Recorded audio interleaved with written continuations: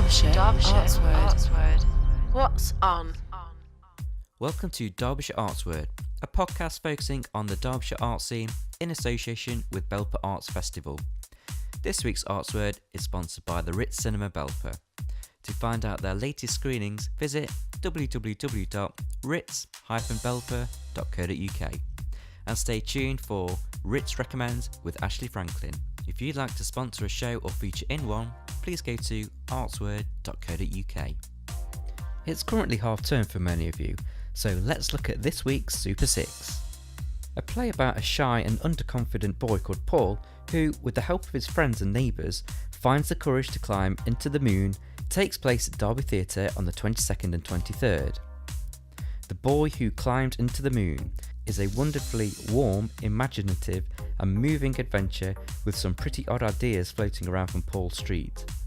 There's Mabel, whose brother hides under the brown paper bag, and Clarence, the poodle, who thinks he can fly. But Paul has the oddest idea of all. He thinks the moon is a hole in the sky, and he's going to climb into it. Anything is possible in this warm and very funny story based on the children's book by David Almond. Theatre Alibi's production brings the story to life with puppetry and original live music for the ages of 6 to 11 and their family and friends. Family tickets are £36. For more information, go to derbytheatre.co.uk. Monstersaurus comes to the Pomegranate Theatre in Chesterfield on Saturday the 24th of February at 11:30am and 2pm. This brand new show from the creators of Aliens Love Underpants is monstrously good. Follow the young inventor Monty as he creates a whole new world of wacky inventions and incredible monsters. But how has he made them all, and how is he going to get rid of them? The energetic show, full of thrills, spills and magic and mayhem, will delight the whole family, with original music and plenty of audience participation. For tickets, go to chesterfieldtheatres.co.uk. On the 24th of February, Matt McGuinness and the MLC take to the stage at Derby Cathedral from 7pm with support from David Shavu. Raucous balladeering, indie rock and roll and the Motown spirit are in order of the day as Matt McGuinness and the MLC play an intimate homecoming concert in the cathedral as part of a mini tour in support of The House of the Dearly Beloved EP. Tickets are £8 and available from the Derby Live website at derbylive.co.uk. There are only 100 tickets available for this, so you'll need to be quick for this one. Dronefield Hall Barn is the venue for a night of great music with the Old Hat Jazz Band on February the 23rd at 7:30pm. Old Hat Jazz Band plays swinging favourites and rarities from the 1920s and 30s, all in the spirit of the day, with youthful vitality and brimming with enthusiasm. Lizzie Excel formed the Old Hat in 2012. The Old Hat Jazz Band continues the tradition of crafting wonderful music from tunes which have stood the test of time, swinging their way through favourite pieces featuring some of the finest musical talent London has to offer, combining the quintessential sound of the era with originality and characterful musicianship. Old Hat Jazz Band enjoys playing for dancers and listening music lovers wherever they are invited. Dressed to the tease and looking as good as they sound, they invoke a time of stylish, old-school glamour. There's only a limited number of tickets left for this event. Tickets are £8, so to book, call Maria on 07814 140034. Now, for over 20 years, Steam Chicken have been delighting audiences with their own brand of fun. In the Cayleys, concerts, bar sets and workshops, the 9 talented and versatile musicians bring musical genres together in a way that shouldn't work, but does. Piano, melodeon, harmonica, vocals and percussion, combined with a tightly knit horn section to provide entertainment that goes way beyond a dance or a song. Steam Chicken are at Derby Guildhall on Friday the 23rd of February. Tickets are £10.75, and for more information, visit derbylive.co.uk. Descaradas take to the stage at Matlock Baths, the Fish Pond, on Friday the 2nd of March.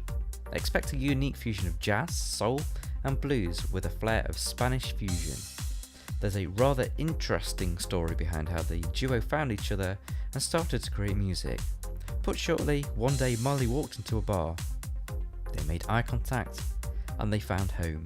To get the full story, head over to the fishpondmatlockbath.co.uk. The show begins at 9 p.m. Derbyshire Artsword. The film review. This is Ritz Recommends. Ashley Franklin previewing this week's films at the Belper Ritz Cinema.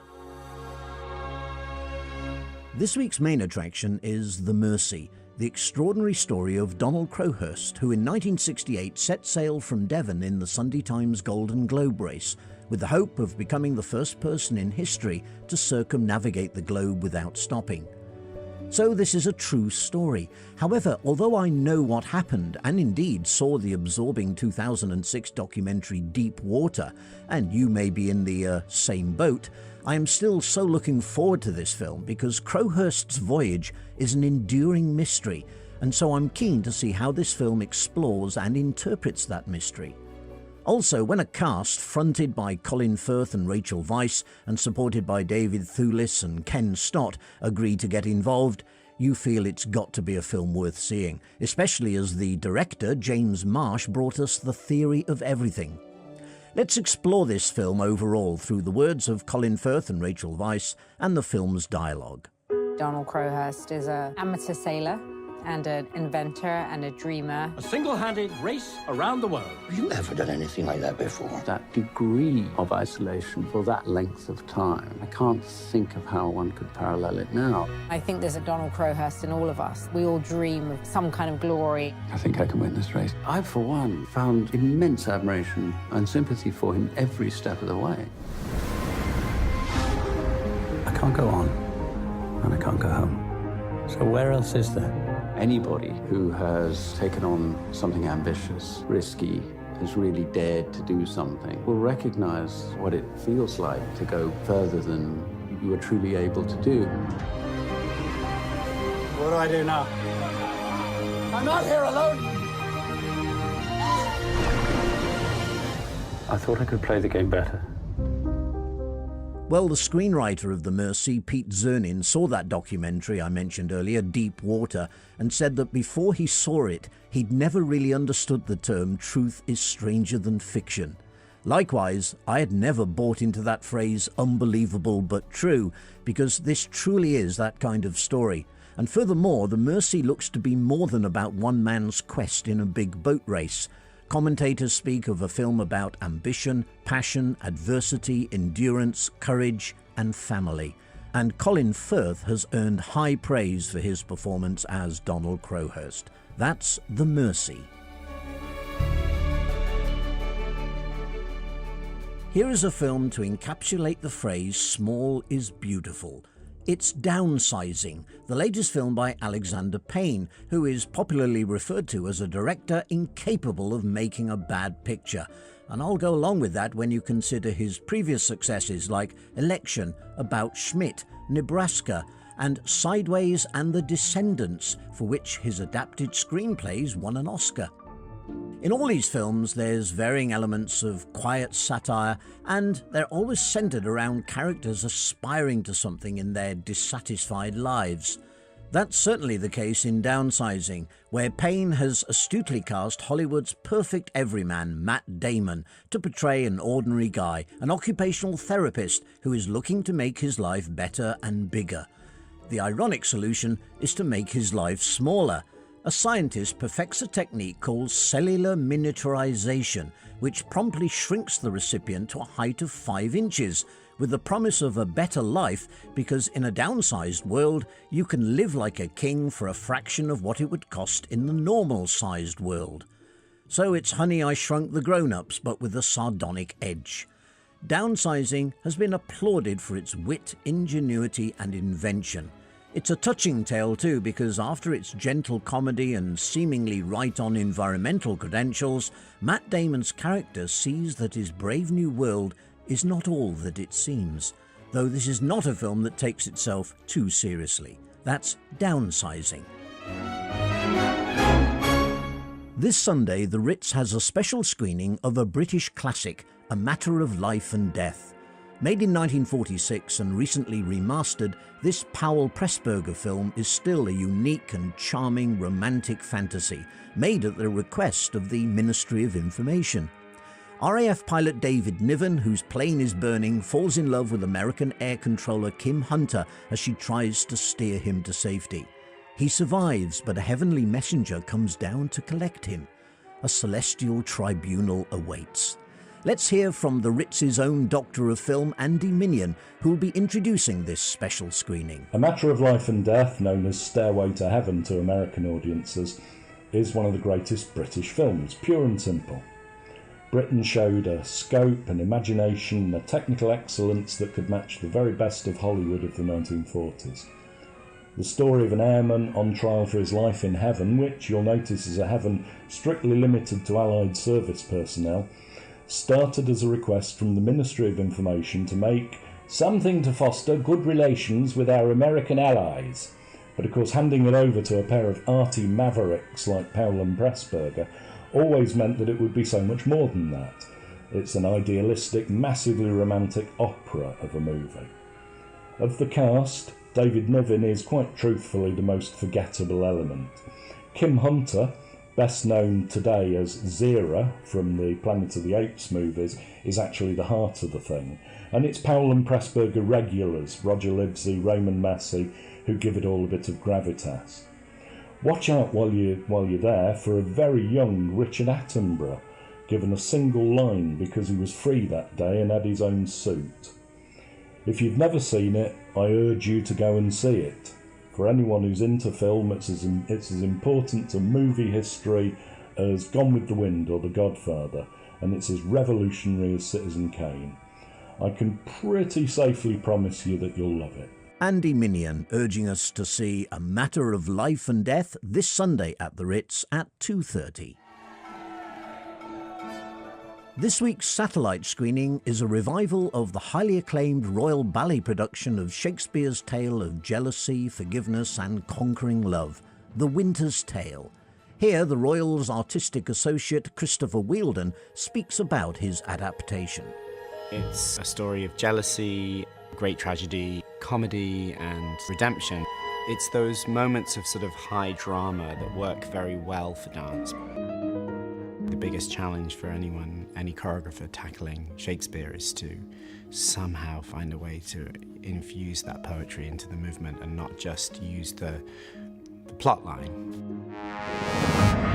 In The Winter's Tale, there are 6 principal roles, which is terrific for a full-length ballet to offer 6 principal dancers the opportunity to have a really meaty role within a ballet. It's very hard to describe a design. We've had a great deal of fun playing with the idea of, the darker versus the light, the tragic and the comic, and making these 2 worlds.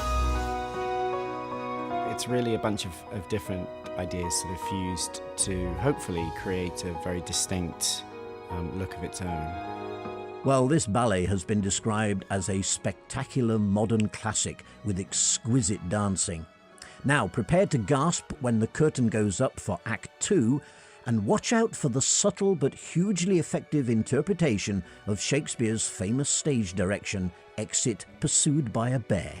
That's The Winter's Tale, our special satellite screening this Wednesday at 7:15.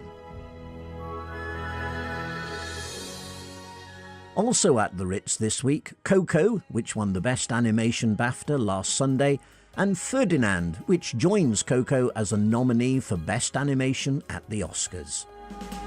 So that's Ritz Recommends for this week. Next month, as we await the new programme, we have some real treats. The Best Film Oscar favourite, Shape of Water, Nick Park's latest Aardman feature, Early Man, and a feel-good British comedy, Finding Your Feet. Also, March will see the first of a regular series of dementia-friendly screenings. The first screening is on March the 14th with the film The Greatest Showman.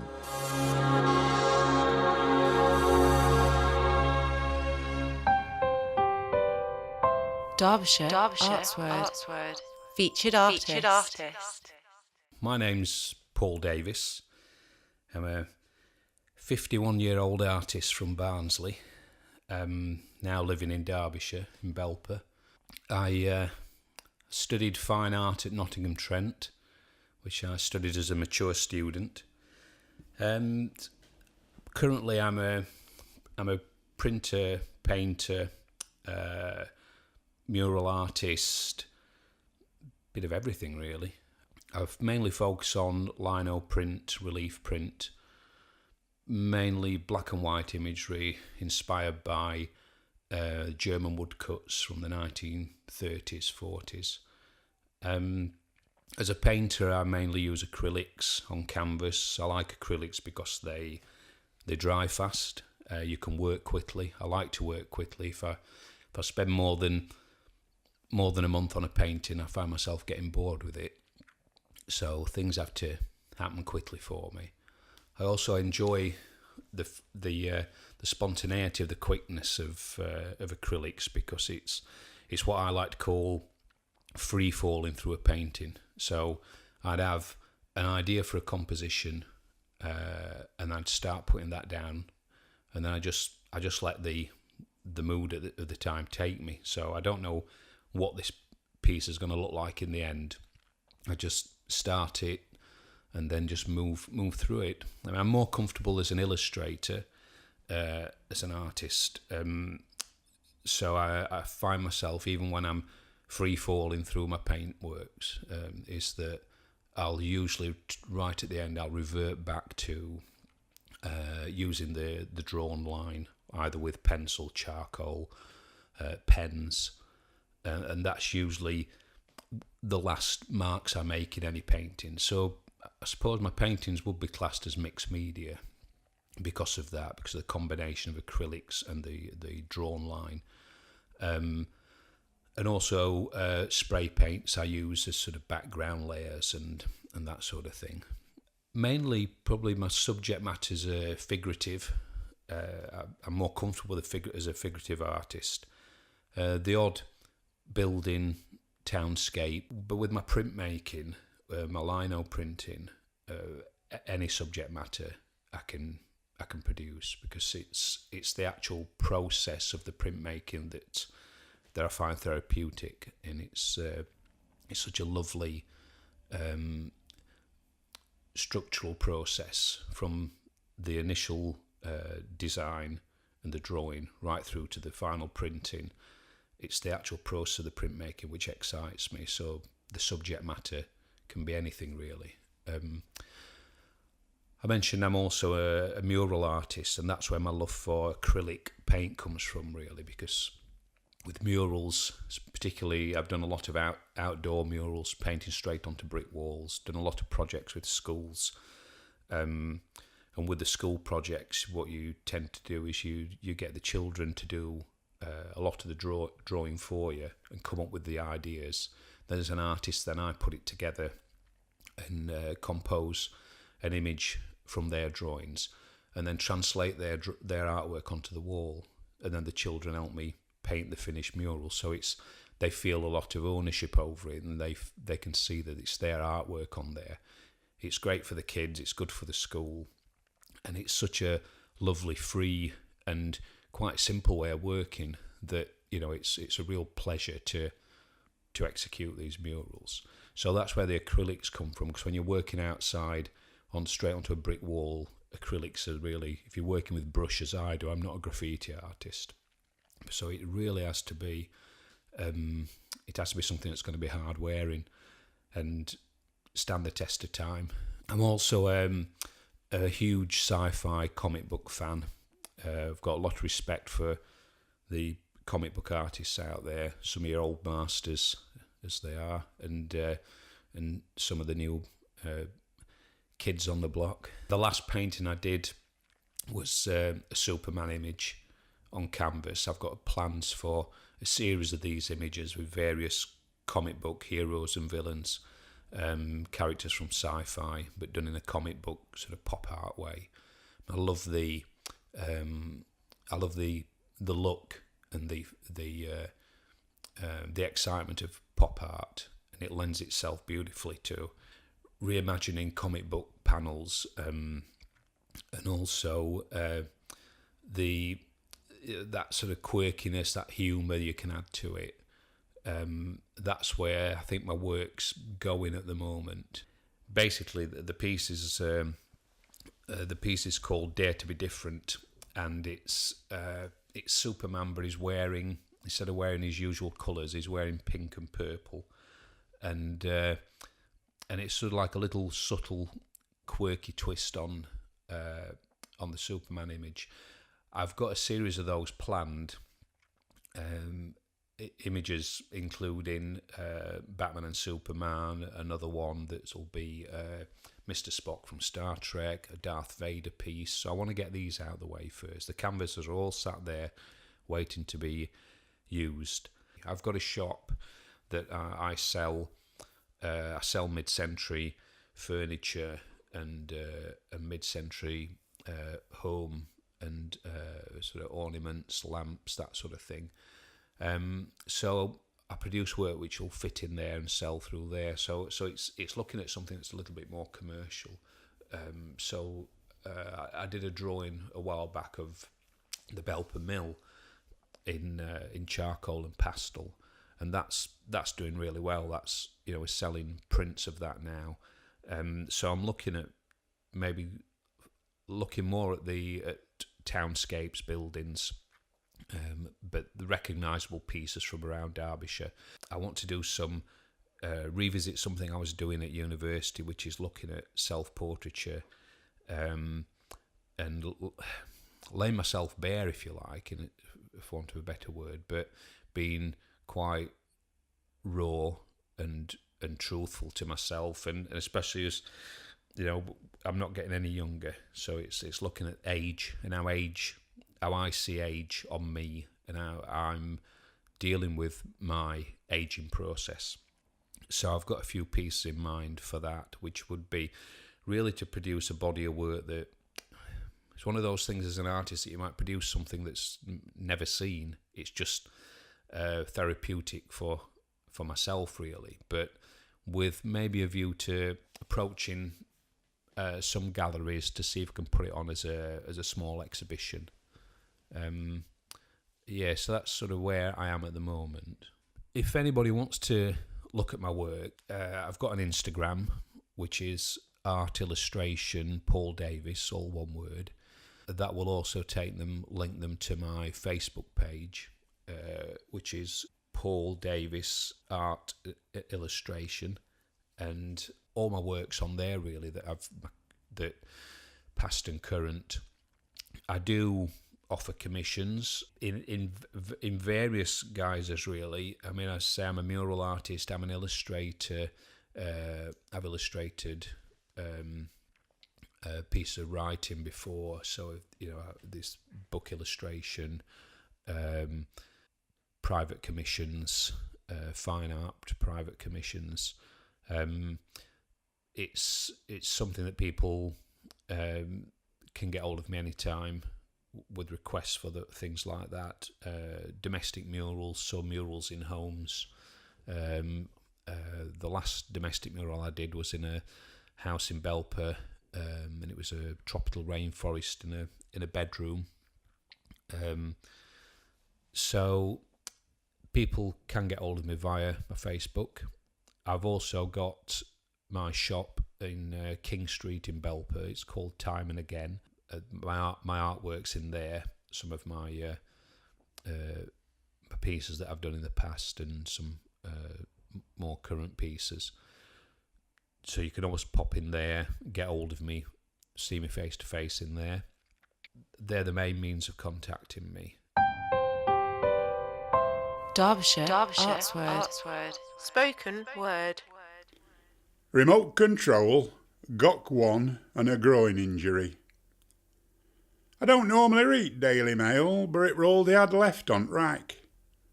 It were when I were lining Budgie's cage with it that this article caught me eye. It seems the bloke who invented the television remote control had died. He were 94-year-old. I have to say his death caused a bit of confusion. Well, they didn't know whether to bury him or stuff him down back at sofa. I were a bit put out about him having invented the remote control. We had a remote control at home in 1961. I used to sit on the sofa and change channels with a snooker cue. I have to say it weren't very efficient. You see, our Harold played pool on Tuesdays and Thursdays, and it only walked about 70% at the time. Still, we didn't waste money on batteries. Actually, I've just been out and bought a new telly, one of them 52-inch screens. I didn't want to, but time and electrical short meant it were necessary. Well, I say necessary, it's not a necessity for me. I hardly watch it, and when I do it's documentaries and history. No, it's really for the wife. She likes a telly, and if it keeps her happy, I'm happy. As I said, I didn't want to get another telly, but week before, we sat watching Towering Inferno. You know, that film with Steve McQueen and Paul Newman and Fred Astaire with a dead rat on his head. Anyhow, Tower's just got Inferno in when smoke starts coming out at back at television. I says to the wife, by heck, this is realistic. At this point, flames bossed upwards and scorched curtains. I says to the wife, I'm all for realism, but I think that's going a bit far. You see, I didn't spot that this new telly were 3D. At first I wondered what glasses were for. I thought they'd happened done a deal with Specsavers. I can't say I'm fligged with it. 3D, that is. It's bad enough watching Wayne Rooney without having his face coming out at screen at you. First time that happened, I spilt tea on my lap. Wayne Rooney wasn't only one with a groin injury that weekend. I were watching other day. It were dinner time, and I were enjoying a sandwich that comprised of ketchup and sugar. I'd just seen an episode of Crap in the Attic, and I were waiting for Got One, You Look Good Naked to start when this advert comes on for wash powder. You must have seen it. They show you this particular wash powder'll get blood out a t-shirt. Oh, it's right graphic. I thought, this is a pretty violent image. As I chewed on my sandwich, I couldn't help but think, if you had blood all over your t-shirt, in the laundry last of your problems, surely your priority should be getting rid of body. Derbyshire Artsword. Derwent Valley Radio.